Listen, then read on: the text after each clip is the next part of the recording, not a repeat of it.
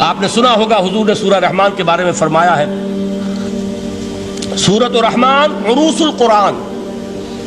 یہ سورہ رحمان جو ہے یہ قرآن کی دلہن ہے.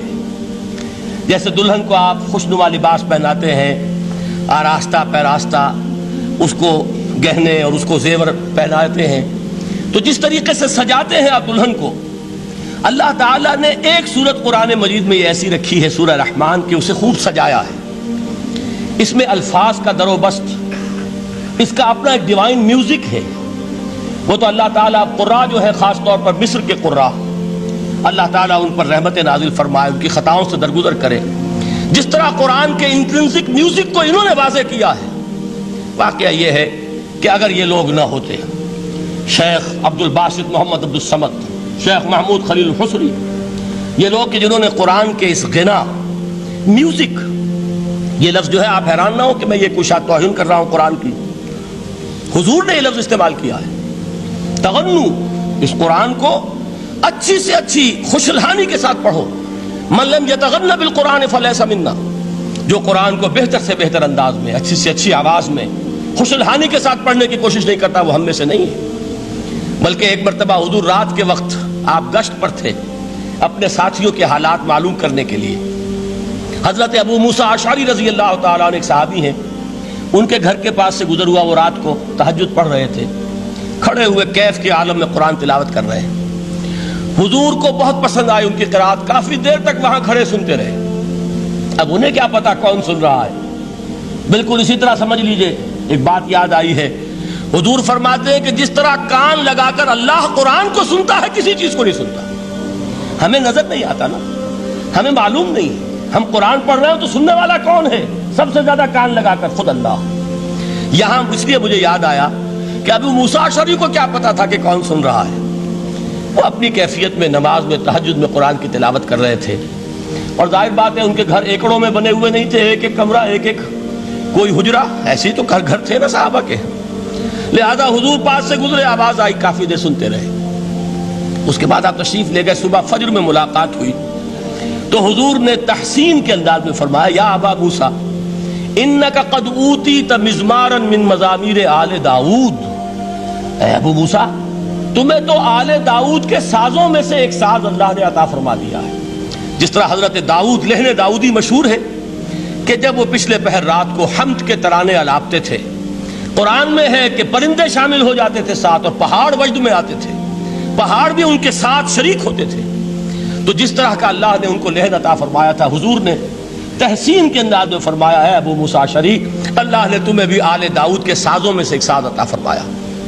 بہرحال قرآن مجید کا جو یہ میوزک ہے، قرآن کے الفاظ کا جو حسن ہے، جہاں تک حسن معنوی ہے وہ تو ہر لفظ میں ہے، لیکن یہ حسن ظاہری، حسن صوتی، حسن لفظی، یہ اپنے کلائمیکس پر آپ کو نظر آئے گا سورہ رحمان میں. لیکن قرآن میں یہ سورت اس اعتبار سے بھی ممتاز ہے، اس کی 4 آیات پر ذرا توجہ کریں گے، عجیب حقائق سامنے آئیں گے. جہاں یہ قرآن مجید کے حسن صوت اور حسن لفظی کی معراج ہے، وہیں اس کی پہلی 4 آیات میں 4 چوٹی کی چیزوں کا ذکر ہے، سب سے اونچی چیزیں. پہلی آیت کیا ہے؟ الرحمن. ایک آیت ہو گئی. رحمان کیا ہے؟ اللہ کا نام ہے. کبھی آپ نے غور کیا اللہ کے ناموں میں سب سے پیارا نام کون سا ہوگا؟ رحمان. کیوں؟ اس کا مادہ کیا ہے؟ رحمت. ہمیں سب سے بڑھ کر جس چیز کی ضرورت ہے وہ کیا ہے؟ رحمت خداوندی. نام اچھی طرح سن لیجئے اس حضور کے قول کو. حضور فرماتے کوئی شخص جنت میں مجرد اپنے عمل کی بنیاد پر داخل نہیں ہو سکے گا جب تک کہ رحمت خداوندی دستگیری نہ کرے. کسی صحابی نے بڑی ہمت اور جرأت کا ثبوت دیا کہ پوچھ لیا، کیا حضور آپ بھی؟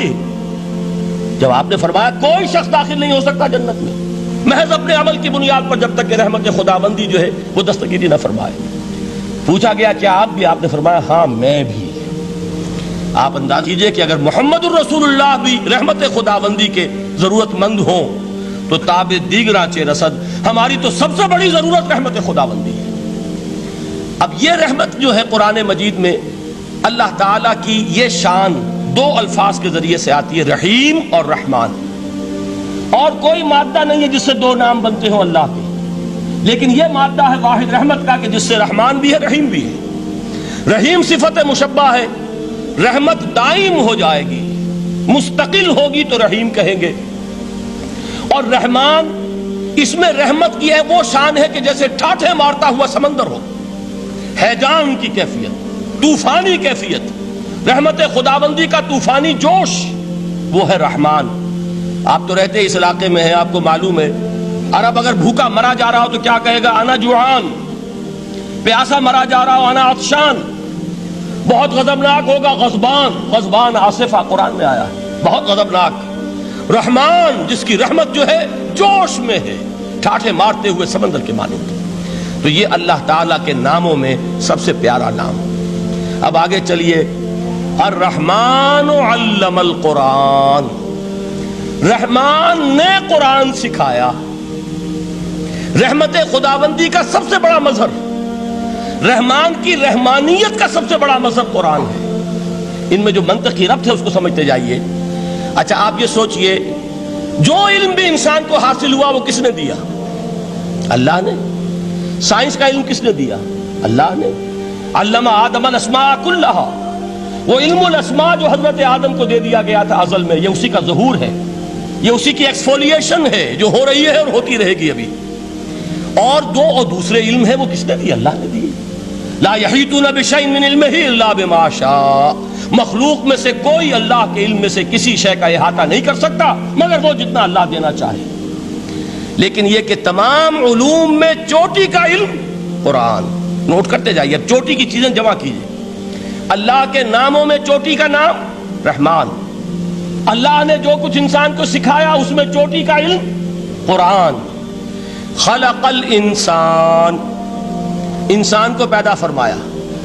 سوال یہ کہ حیوانات کو کس نے پیدا فرمایا؟ آسمان کس نے پیدا کیے؟ زمین کس نے پیدا کی؟ فرشتے کس نے پیدا کیے؟ کیا مطلب خلق الانسان؟